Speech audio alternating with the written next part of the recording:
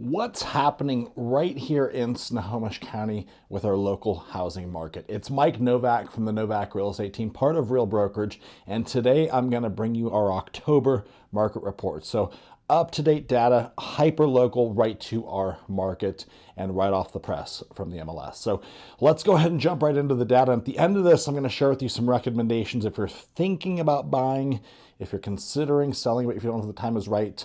Then I also want to frame for you if we're heading towards possibly a market crash, or is this really just a market cycle and normalization? So we're going to talk about all of that today. It's going to be a little bit of a longer video. Stay with me. First of all, the average sales price for Snohomish County is $795,000. And remember, we always measure this year over year, not month to month. It's still up 8% from the same time last year for single family houses. So prices continue to go up, not go down. A lot of people, if you just look at the news, if you just follow price reductions, people think that prices are going down just because they keep seeing price reductions. But in actuality, the facts show prices are still up 8%. Those price reductions are from where sellers were overzealous with their pricing and they put it on way above what the market would support, way beyond the comparables. And they did lottery ticket pricing, didn't get it, and having to chase the market to where a reasonable price actually can be found and that a buyer is willing to pay for that property. So that's the price point right now, $795, again, 8%. New listings down 15%. So less people are putting their home on the market right now. Some sellers are looking around and saying, I don't know if this is the right time for me. If that's you, wait till the end of this video and we'll talk more about whether it or not it makes sense to sell right now. Homes for sale, 110% higher than the same time last year. There are way more options for you out there as a buyer right now. For a seller, that means there's a lot more competition, though. There's not just your home in your neighborhood. Maybe there's 2 or 3 others just like yours that the buyers are going to also go look at. Days on market. How many days does it take to pend or accept an offer on a home once it goes on the market? This is way up as well. We're at 27 days on market in Snohomish County, an increase of 145% year over year. But in a normal market, guys, days on market is more like 60 to 90. So we have a long ways to go. We're still selling houses relatively quickly if they're priced and marketed and presented well. Miss one of those 3, they're going to sit for a while right now. Months of inventory supply. So I tell you every month that 4 to 6 months of inventory supply represents a neutral or balanced market, one that is not in favor of the buyer or the seller. It's just in the middle. We currently have 1.8 months of inventory, which is an increase of 157% from the same time last year. A year ago, though, guys, we had almost zero inventory. Like it was almost nothing. So that's really not a benchmark to go off of.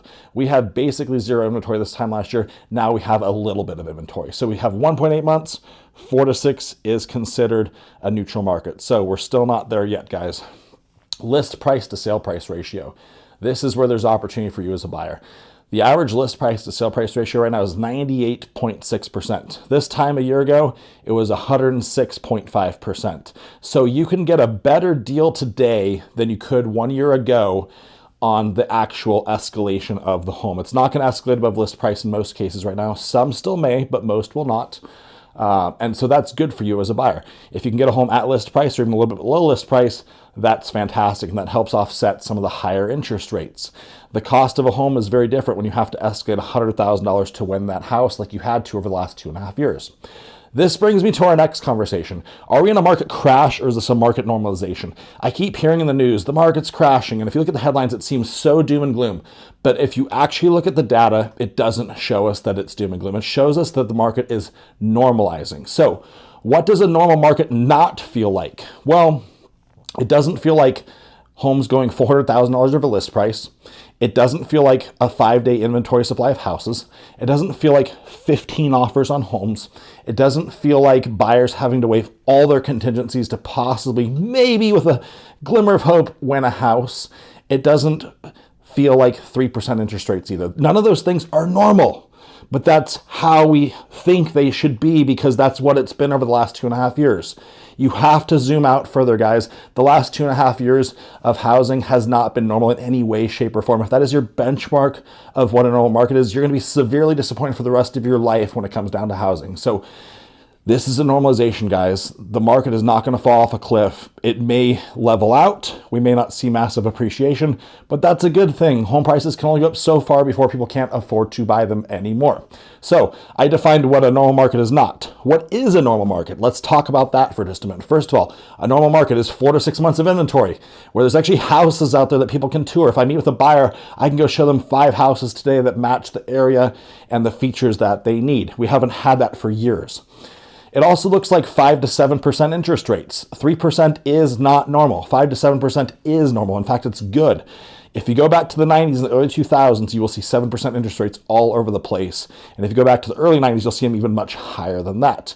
But again, our mindset has been that mortgages should be 3%, and that's not actually the reality of it. So that's what a normal market is going to feel like, and we're getting closer to that right now. But it's not a crash. It's just resetting our expectations as buyers, as sellers, as agents on what a normal market looks and feels like for people. It's very different from what we've seen over the last few years. So here's my recommendations for you. If you're considering buying, I still think prices could go up over the next year. I think that next spring, you're going to see interest rates go down quite a bit, and that's going to bring in all these buyers that have been waiting for on the sidelines to buy a house. So I think the spring could get a little bit crazy if rates drop, which a lot of people think that they're going to. Some people are saying rates have peaked. I don't know if that's the case or not. They could still go higher. Who knows, really? But if they do drop into the 4s or the 5s in the springtime next year, it's going to get crazy again. You're going to see so many buyers that have been waiting, and they're going to jump right back into the market, and you're going to see prices skyrocket again. So if you can afford to buy a home right now, I would encourage you to do that. Take advantage of what we call the 2-1 buy down program. If you're a buyer, you have to know about this program. Most lenders are now offering it. I love the 2-1 buy down. What it does, it gives you a 2% lower interest rate your first year you own the home, and 1% lower the second year you own the home. On year 3, you're at your 30-year fixed rate, which right now is about 7% as of the shooting of this video. That is not a rate quote. That's just what I'm seeing as a real estate professional. Okay, so that can save you $500, $600, $700 a month on your mortgage right now, and it's crazy not to do that. The seller has to pay for it, but most sellers will give you those credits if you put an offer in on their home because they want to sell their house, and there's not buyers jumping out of the woodwork to buy it right now. So if you get an aggressive agent, they will fight to get you that 2-1 buy down closing cost. It costs about 2.5% of the loan amount. So if you're going to do a $500,000 loan, it would cost you about $10,000 to $12,000, so somewhere in that range. But you have to know about this program. This program is going to buy you time until rates go down. History has shown us that on election years, which is 2024, rates will drop. They always do, and they're probably going to drop again. So that helps you get from where we're at today to then when rates could drop and you could refinance your house. But here's the thing with pricing, guys. Like I said, I don't think prices are just going to randomly start dropping. We're still up 8%. You can refinance the rate on your mortgage. You cannot refinance the price you pay for the home. The two things that determine the cost of the house, the monthly payment for you, is how much you pay for it and how much your rate is. You can get a great deal on the price right now. You're going to get a little bit higher rate, but you can refinance that rate later and get it back into the 4s or the 5s when rates drop. Just remember that. As far as sellers go, a lot of competition. You need to price your home aggressively. You need to be prepared to do price drops if you're not getting showings each week. Ask your agent how many showings on average you should be getting per week.